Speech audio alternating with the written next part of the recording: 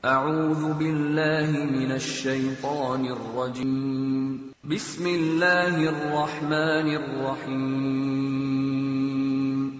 Tidak ada kemunafikan terbesar kecuali di satu tempat, mohon maaf ya, satu tempat ibadah pada Tuhan yang berbeda, tapi sama-sama saling mengingkari. Ya kan? Kita toleransi aja, nggak apa-apa, kamu ibadah di sini, saya di sini, kamu kamar sini, saya kamar sini. Tapi ketika berdoa di sini mengingkari, ya, yang itu nggak benar, ini yang benar. Ini mengatakan itu nggak benar, ini yang benar. Nggak akan maslahat kehidupannya. Ya. Makanya kata Buya Hamka dulu, kata Buya Hamka, sesungguhnya orang-orang, maaf, yang terjebak dengan kemunafikan tingkat tinggi, yaitu orang yang hadir pada ibadah agama umat lain. Itu hipokrit paling tinggi kata beliau. Karena dia datang pada satu acara, hatinya mengingkari. Kok bisa hati orang mengingkari datang pada satu tempat yang ada? Ya. Anda diundang ke satu tempat, tapi Anda nggak suka dengan acaranya, segalanya Anda ingkari itu, tapi Anda hadir di situ, kan aneh itu. Ya. Itu paling aneh. Ya. Makanya pendiri Nahdlatul Ulama, Kiai Haji Muhammad Hashim Asy'ari, itu pernah menulis kitab. Beliau punya 19 kitab. 19 kitab. Dari 19 kitab ini, kitab keduanya namanya judulnya Risalah Ahlus Sunnah wal Jamaah. Halaman ke-14, paragraf yang pertama bagi 1 sampai dengan 4. Posisi paling kanan sebelah atas. Di kitab ini, itu disebutkan Pak Ibu sekalian. Kalau Anda lihat di halaman ke-9 ya, itu judulnya tentang Faslun Awwalu Dhuhuril Bid'ah fi Ardi Jawa. Pasal yang menerangkan tentang awal munculnya bid'ah di tanah Jawa. Bid'ah yang dimaksudkan bukan bid'ah fikih, bukan, tapi akidah. Jadi aliran sesat. Ya, aliran sesat. Kata beliau, wantisyaruha fi ardi Jawa wal mubtadi'ina fiha, dan penyebarannya di tanah Jawa, di pelosok Jawa, dan orang-orangnya, tokoh-tokohnya. Itu begitu menyebutkan kalimat pertama, kata beliau, adalah penduduk Jawa itu seluruhnya itu Ahlus Sunnah wal Jamaah. Ahlus Sunnah wal Jamaah. Tapi tibalah kemudian di tahun 1330 Hijrah. Alfun wa thalathimi'atin wa thalathina hijriyatan. Tiba-tiba entah dari mana masuk paham-paham ke Jawa, merubah keadaan-keadaan Ahlus Sunnah itu. Bahkan ada penyimpangan-penyimpangan. Ya. Halaman 10-nya paragraf kedua bagi 1 sampai 3, posisi paling kanan sebelah bawah. Di antara aliran menyimpang itu, ini bukan kalimat saya, tapi saya bacakan kembali dari kalimat kitabnya. Wa minhum rafidhiyuna. Di antara aliran menyimpang itu yang bid'ah itu ada aliran Rafidah. Rafidah itu nama lain dari Syiah. Ya, disebut Rafidah dari kata rafadha, artinya menolak. Karena Syiah itu menolak kekhalifahan Abu Bakar, Umar, Uthman. Ya, mereka katakan Ali yang berhak. Itu disebut oleh Syekh Hasim yang mendirikan Nahdlatul Ulama tanggal 31 Januari 1926. Itu aliran menyimpang. Dulu nggak ada Syiah. Tiba-tiba muncul kata beliau. Ya sebuna Sayyidina Abu Bakr wa Umar radhiyallahu taala anhuma. Ya, mereka seringkali mencela ya kekhalifahan Abu Bakar dan Umar, semoga Allah meridhai kepada keduanya. Wa yubalighuna Ali bin Abi Thalib wa ahli baitihi. Ya, dan terlalu mengkultuskan Ali dan ahli baitnya. Kita harus menghormati, ya, menghormati, menyayangi ahli bait dan sebagainya, tapi tidak kemudian menjelek-jelekan sahabat yang lain. Ya.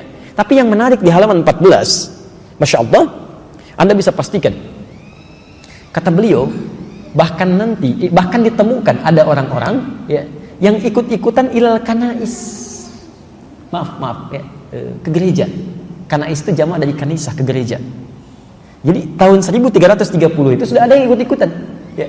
Kan Portugis pertama kali yang membawa, Portugal yang pertama kali membawa agama Kristen Katolik ke kita, ya, ke Nusantara tahun 1511 lewat Selat Malaka. Dia masuk ke wilayah timur membawa 3 misi, gold, glory, and gospel. Ya. Gold, dia mencari rempah-rempah, ya, emas, dulu disebut dengan emas hijau. Jadi ada teh, ada kopi, ya, dan dikemas kemudian oleh Belanda di kemudian hari. Dia coba tanam kopi di wilayah yang sekarang disebut dengan Pondok Kopi, tapi dia gagal. Ya, lalu dia pindah ke daerah ke Pariangan, ya, Periangan, ke daerah Bandung ke sana, dekat sedikit ke Malabar, berhasil di situ sampai ekspor pertamanya itu nomor 2 setelah Yaman. Ya, Yaman punya Arabica saat itu. Kemudian ekspor keduanya sama dengan Yaman, ekspor ketiganya melebihi Yaman. Sampai dia bikin pemancar di situ, disambungkan kemudian ke Paris, ditembuskan ke Belanda. Maka dikenal dengan Paris van Java, Bandung pada saat itu. Nyambung, ya. Makanya kalau Anda ke Belanda atau ke Eropa mengatakan I want a cup of Java, ya, I want a cup of Java, itu minta kopi.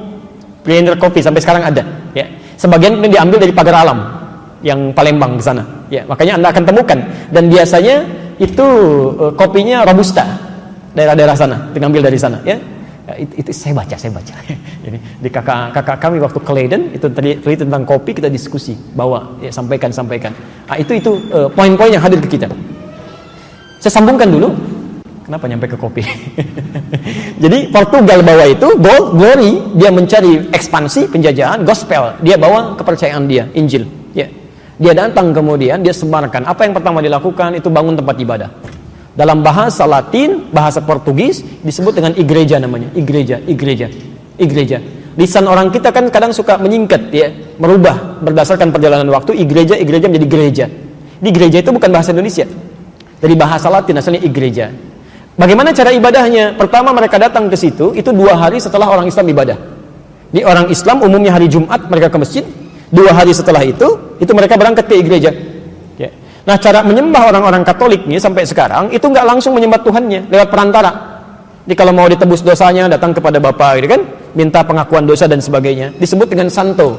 Pada saat itu yang disembah Santo Domingo. Jadi ketika berangkat ditanya mau kemana mereka, nyembah Santo Domingo ke gereja. Santo Domingo.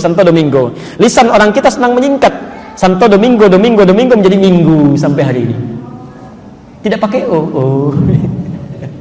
Itu disingkat jadi Minggu. Minggu itu nggak ada Pak, Bu, nggak ada. Itu bukan bahasa Indonesia asli, bukan.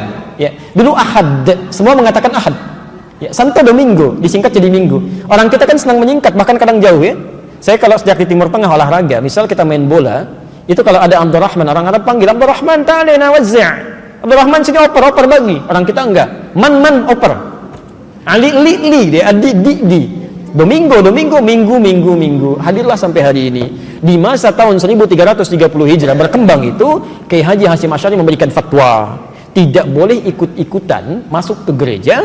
Bahkan beliau menghukumi siapa yang ikut ke sana mengatakan mizayyim, bahkan sekedar mengenakan simbol-simbol, pakai topi dan sebagainya, fahuwa kafir, maka ikut dalam kekafiran mereka. Man tasyabaha biqaumin fahuwa minhum. Itu keluar fatwa. Ya. Hati-hati Bapak Ibu sekalian, hati-hati ya, ini tidak mudah. Nah, yang jadi persoalan sekarang, kok bisa sekarang semakin berkembang? Ya. Saya nggak bisa memahami itu. Mohon maaf, saya tidak bisa memahami sampai hari ini. Kok bisa adzan berkumandang di tempat ibadah orang lain? Buka puasa di tempat ibadah orang lain, ngapain? Pantasan orang-orang singgah di masjid habis dibawa ke tempat ibadah agama lain. Kan selawatan di tempat ibadah agama lain kan kacau seperti itu. Ya. Itu nggak tepat ya, itu tidak tepat. Jadi maksud saya, tolong jangan sekali-kali dikiaskan sesuatu dengan hal yang berbeda, itu salah. Ya, al-qiyas ma'al fariq batil. Menganalogikan sesuatu dengan yang tidak tempat itu hukumnya gugur. Jadi jangan sampai dikiaskan menikah dengan laki-laki atau perempuan non-muslim, dikiaskan dengan kisah Nabi Nuh atau kisah dengan Asyah dengan Fir'aun, itu kias yang berbeda, dua hal yang salah. Dan sekarang kita dihadapkan dengan permainan seperti ini. Permainan kata-kata seperti ini. Jadi ada dalam ilmu logika perbandingan yang fatal akibatnya. Salah premisnya, keliru kesimpulannya. Ya. Coba pilih mana dalam konteks pemilihan, orang Islam, pemimpin muslim yang koruptor atau non-muslim yang jujur, pilih mana?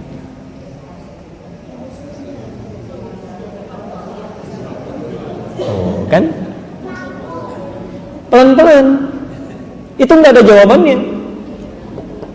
Karena pertanyaannya salah. Pertanyaan yang keliru melahirkan jawaban yang salah. Kalau Anda ingin membandingkan sesuatu dalam kaidah ilmu logika, itu harus apple to apple, harus sama. Jadi kalau Anda bandingkan orang Islam yang jujur, bandingkan dengan non-muslim yang jujur, fair itu. Tapi kalau Anda bandingkan misalnya orang Islam yang koruptor, bandingkan juga dengan non-muslim yang koruptor. Ya, harus sama. Coba ibu deh, ya, atau bapak, coba bandingkan, pilih mana, terasi Subang atau apel Malang, mana yang enak?